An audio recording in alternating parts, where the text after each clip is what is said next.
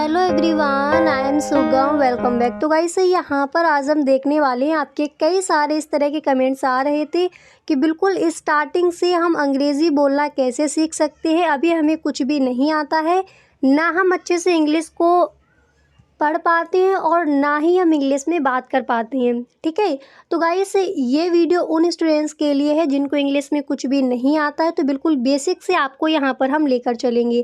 आज की इस क्लास में हम सीखने वाले हैं कि नाउन हम किसे कहते हैं। नाउन को गाइस हिंदी में बोला जाता है संज्ञा। तो संज्ञा क्या है, इसको हम सीखेंगे। और गाइस ये आपका पार्ट 3 है। पार्ट 1 में हम देख चुके हैं ग्रामर का इंट्रोडक्शन क्या होता है। पार्ट 2 में हमने देखा कि सेंटेंस हम किसे कहते हैं, यानी वाक्य क्या है। और आज यहाँ पर हम सीखेंगे नाउन क्या है। तो उन सभी वीडियोस को आप ज़रूर देख लें। अगर आपने नहीं देखा है तो डिस्क्रिप्शन बॉक्स में लिंक गिवन है, वहाँ से आप देख सकते हो, नहीं तो आप प्लेलिस्ट चेक कर सकते हो। ठीक है, तो यहाँ पर देखिए नाउन की अगर हम परिभाषा की बात करें, इसकी डेफिनेशन हम इस तरह से कहेंगे कि a noun is the name of a person, place और थिंग। यानी किसी व्यक्ति, वस्तु, स्थान या भाव के नाम को हम संज्ञा कहते हैं। अब देखिए संज्ञा है क्या। देखिए इंग्लिश में इसको बोलते हैं नाउन और इसका हिंदी में अर्थ होता है संज्ञा। ठीक है, तो देखिए चाहे किसी व्यक्ति का कोई नाम हो, चाहे कोई वस्तु हो, चाहे प्राणी हो या फिर कोई समूह हो, प्राणी के समूह के नाम को भी हम क्या कहेंगे, इन सभी चीज़ों को हम कहते हैं संज्ञा। इंग्लिश में इसको बोला जाता है नाउन। ठीक है, और ये कितने प्रकार के होते हैं, ये 5 प्रकार के होते हैं। तो संज्ञा आपको समझ आ गया हम किसे कहेंगे। ठीक है, चाहे कोई व्यक्ति हो या वस्तु हो या प्राणी का नाम हो या फिर प्राणी का कोई समूह हो, उसके नाम को हम संज्ञा यानी नाउन कहेंगे। ठीक है, और ये कितने प्रकार के होते हैं यहाँ पर हम देख चुके हैं। इनके जो टाइप्स हैं वो 5 होते हैं। कौन कौन से, उनको देख लीजिए। फर्स्ट आपका होता है प्रॉपर नाउन। इसको हम हिंदी में कहते हैं व्यक्तिवाचक संज्ञा। एक एक को पूरा समझेंगे, वीडियो में अंत तक बने रहिए। दूसरा होता है हमारा कॉमन नाउन। इसको हम हिंदी में बोलते हैं जातिवाचक संज्ञा। तीसरा होता है मैटेरियल नाउन। इसको हम हिंदी में बोलते हैं पदार्थवाचक संज्ञा। एंड 4 नंबर पर आता है कलेक्टिव नाउन। इसको हिंदी में बोला जाता है समूहवाचक संज्ञा। एंड नेक्स्ट होता है अब्स्ट्रैक्ट नाउन। इसको हम हिंदी में कहते हैं भाववाचक संज्ञा। अब देखिए गाइस, कोई भी चीज़ आपको छोड़नी नहीं है।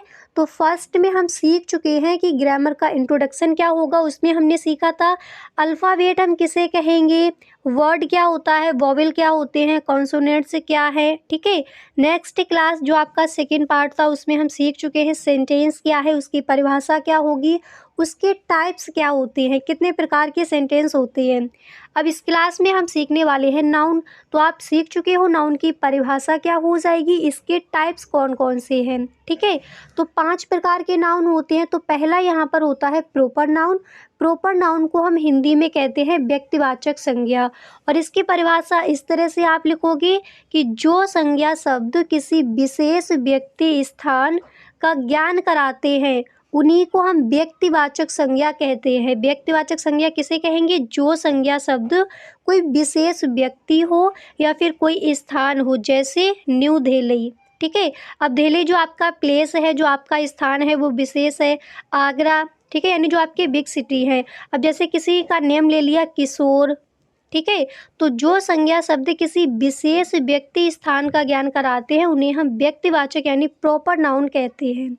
अब जैसे यहाँ पर एग्जाम्पल है किशोर इज़ अ सिंगर। ठीक है, यानी किशोर एक सिंगर है।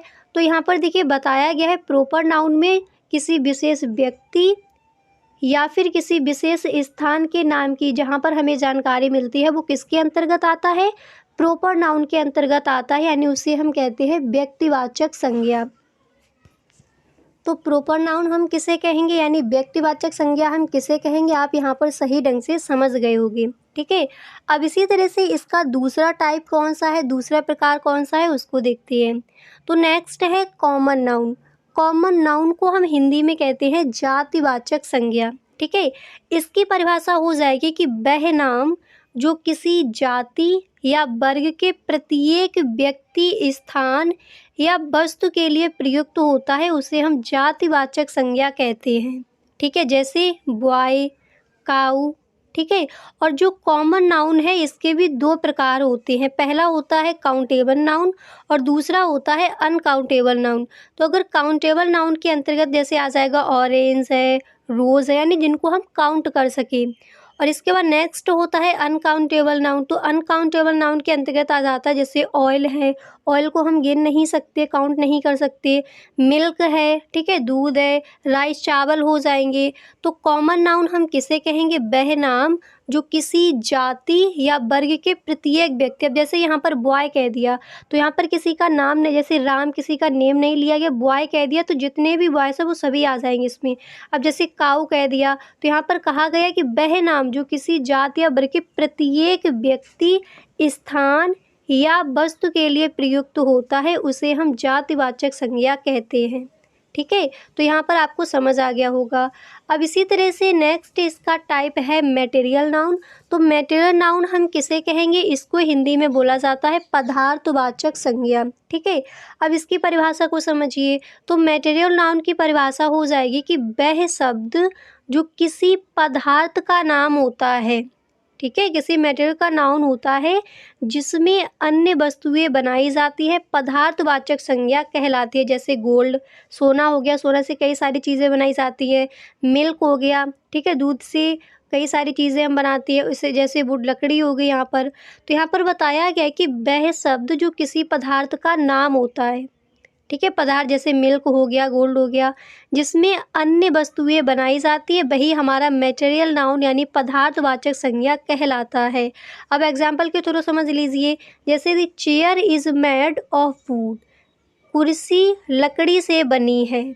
ठीक है, तो आई होप आपको क्लियर हो गया होगा कि मटेरियल नाउन हम किसे कहेंगे। ठीक है, तो यहाँ पर आप देख चुके हो प्रॉपर नाउन क्या होगा, कॉमन नाउन हम किसे कहेंगे, मटेरियल नाउन हम किसे कहेंगे। अब इसी तरह से इसका नेक्स्ट टाइप क्या है उसको भी समझ लेते हैं। और गाइस अगर आपने उन दो वीडियोस को नहीं देखा तो प्लीज़ उनको देख लीजिए, क्योंकि 30 डेज़ का जो आपका ये इंग्लिश स्पीकिंग कोर्स है, जब आपका 30वां दिन यहाँ पर आएगा तो बहुत कुछ यहाँ पर आप सीख चुके होंगे। ठीक है, तो कोई भी क्लास आपको बिल्कुल भी मिस नहीं करनी है, जो भी वीडियोज़ हैं उन सभी वीडियोज़ को आप ज़रूर देखें।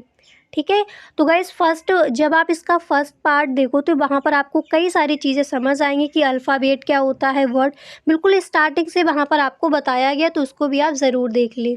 ठीक है, अब इसका गाइस देखिए नेक्स्ट टाइप क्या हो जाएगा। अगला प्रकार नाउन का होता है कलेक्टिव नाउन, और कलेक्टिव नाउन को हम हिंदी में कहते हैं समूहवाचक संज्ञा। कलेक्टिव नाउन मतलब समूहवाचक संज्ञा। परिभाषा क्या हो जाएगी कि व्यक्तियों या वस्तुओं के समूह को जिन्हें एक नाम से पुकारा जाता है उन्हें हम समूहवाचक संज्ञा कहते हैं। जैसे क्लास, अब क्लास में कई सारे स्टूडेंट्स हैं, ठीक है, जैसे गर्ल्स भी हैं, बॉयज़ भी हैं।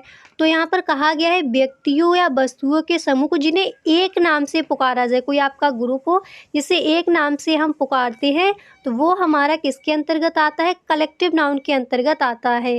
जैसे क्लास हो गया, ग्रुप हो गया। अब एग्जाम्पल हो गया माई फैमिली इज़ स्मॉल। अब फैमिली, यहाँ पर फैमिली में कई सारे मेम्बर्स होते हैं, तो यहाँ पर पूरी फैमिली की बात की गई है। ठीक है, मेरी फैमिली छोटी है। तो व्यक्तियों या वस्तुओं के समूह को यानी जिन्हें एक नाम से पुकारा जाए, कोई समूह हो जिसको एक नाम से पुकारा जाए, वो सभी किसके अंतर्गत आएंगे? वो सभी आती है कलेक्टिव नाउन के अंतर्गत। ठीक है, तो यहाँ पर आपको समझ आ गया होगा कलेक्टिव नाउन यानी समूहवाचक संज्ञा हम किसे कहते हैं। क्लियर। अब इसी तरह से इसका नेक्स्ट टाइप कौन सा है? Abstract noun. तो अब्स्ट्रैक्ट नाउन हम किसे कहेंगे? अब्स्ट्रैक्ट नाउन की हिंदी होती है भाववाचक संज्ञा। ठीक है, अब इसकी परिभाषा किस तरह से लिखोगे? तो देखिए इसकी परिभाषा होती है कि वह नाम जो किसी गुण, कार्यविधि या अवस्था को दिया गया हो उसे हम भाववाचक संज्ञा कहते हैं। ठीक है, इसको आप आसानी से समझ सकते हो, दिया गया है शब्द की भाववाचक संज्ञा।